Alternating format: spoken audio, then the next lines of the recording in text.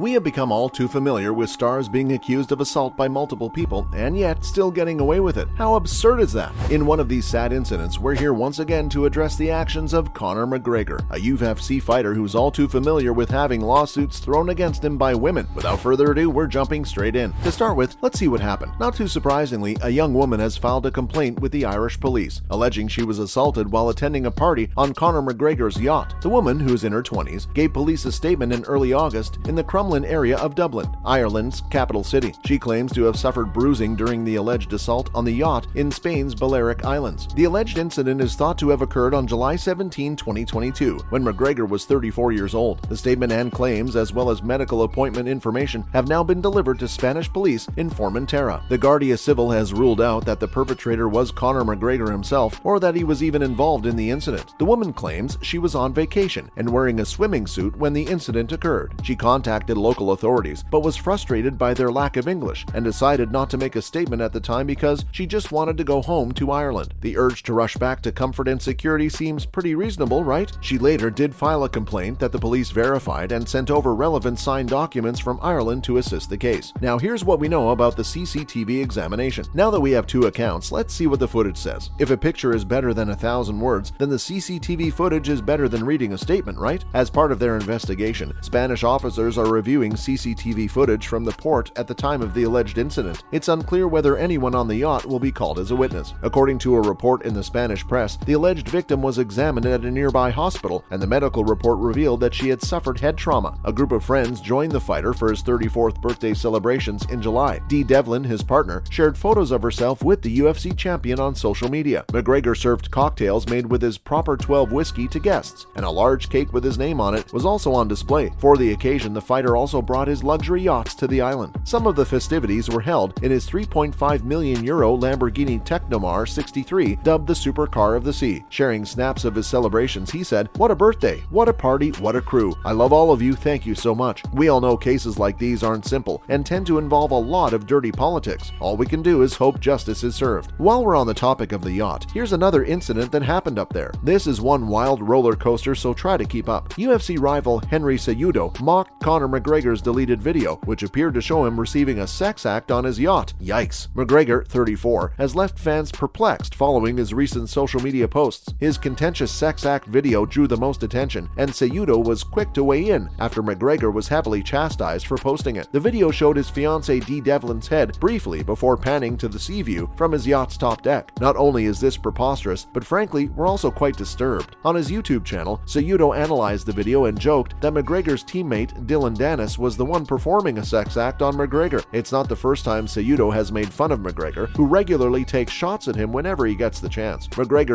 earned the moniker King of Cringe after performing a spinal waves exercise. According to Cejudo, after analyzing the training technique, Cejudo advised McGregor on where he needed to improve. Can't say we don't agree with Cejudo on that nickname. What's more, that's not all that McGregor has done. McGregor has faced a slew of other criminal and legal charges in recent years. In April 2018, he threw a metal dolly through the window of a moving bus inside Brooklyn's Barclays Center, injuring several fighters on board. He pleaded not guilty to disorderly conduct. Conor didn't stop there. The fighter was arrested in Miami Beach in March 2019 on suspicion of breaking a man's phone. The case was dropped, as was a lawsuit, after McGregor and the man reached an out-of-court settlement. McGregor pleaded guilty to assault in Ireland in November 2019 after punching a man in a pub. And to think the man is still idolized by his fans. The UFC fighter was in Ireland when a woman claimed he assaulted her in a hotel penthouse in 2018. The suit was filed last year for personal injuries after Irish police and prosecutors declined to press criminal charges against McGregor, whom they had investigated for more than a year, arresting and questioning him at one point. The woman's lawyer declined to comment on the specifics of the case. Irish prosecutors also declined to comment, and the police said only that they had referred the case to prosecutors without naming McGregor. According to online records from Ireland's High Court, the woman filed the lawsuit against McGregor and another man earlier in the same month. They were devoid of any other information. According to the statement of claim, McGregor and the woman grew up in the same neighborhood and previously socialized in the same wider circles. Let's learn more about this. We feel obliged to give a trigger warning here. The woman and a friend were picked up by McGregor's driver and taken to a Dublin hotel in the early hours of December 9, 2018, after exchanging flirtatious messages on Instagram with McGregor, according to the lawsuit. In the statement of claim, the woman stated that while in the penthouse suite, McGregor beckoned her to the bedroom and asked her to perform a lewd act on him, which she refused. She eventually stopped fighting back and was assaulted by the man. In the early evening of December 9, the woman woke and McGregor left the hotel with the woman's colleague before returning. McGregor was given a drink by a friend. Her only memory after that was of being in a taxi. Police later told her that McGregor's friend had sex with her, but she had no recollection of it and refused to consent. She was examined in a sexual assault treatment unit at a hospital after her mother called an ambulance when she arrived home. Bruising was discovered on most of her body, according to the statement. The case, sadly, has still not been resolved. What do you think about this case? We'll let you be the judge. Now here's some other news that might interest you. First up, what's this about McGregor's championship run being over? Conor, according to Kale Sonnen, needs to accept his championship ambitions. McGregor, who is currently recovering from a leg break sustained in a TKO loss to Dustin Poirier in July 2021, had targeted then lightweight champion Charles Oliveira and then welterweight champ Kamaru Usman. The former UFC dual champ is 1-3 in his last 4 fights, but he is still being pushed by fighters like Oliveira, who will face Islam Makhachev for the vacant lightweight title. But Sonnen believes McGregor's reign as champion is over. On his YouTube channel, Sonnen said Conor McGregor's championship run is over. He further added that Conor did not come out and tell us because he's not aware of it yet. Serves him right, don't you think? Next on our news radar is Conor's acting debut. You heard us right. Conor McGregor has joined the cast of the remade Roadhouse. The UFC champion will play an unspecified role in the film as an original character. The wrestler is making the long-rumored transition from the ring to Hollywood. There is no word on whether McGregor will play a significant role or simply make a cameo appearance for marketing purposes, but the addition of the UFC star will undoubtedly increase interest in the remake. According to Karen J. Kessler, Conor McGregor's spokesperson, he is very excited to expand his storied career to Hollywood and join Jake Gyllenhaal in this reimagining of Roadhouse. Finally, what in the world is pro pillow fighting? Pillow fighting is no longer limited to slumber parties. It has also made its way into the world of professional sport. On 29 January 2022, the new combat sport Pound Down streamed live from Miami, Florida, USA, becoming the first ever professional pillow fighting championship and earning the record title for the first pay-per-view pillow fight. We have to say though, they could have chosen a better name for it. 16 men and 8 women with backgrounds in MMA and boxing competed in the first edition of the showdown, which was available to watch on Fight.tv for $12.99. Pillow fighting is being promoted as a professional sport, but unlike MMA, anyone can compete and anyone can win. So which one of you is going to participate in it? That's a wrap. Let us know in the comments below what you think of McGregor and his parties. Hit like and click that subscribe button, and we will be back with another video. Bye!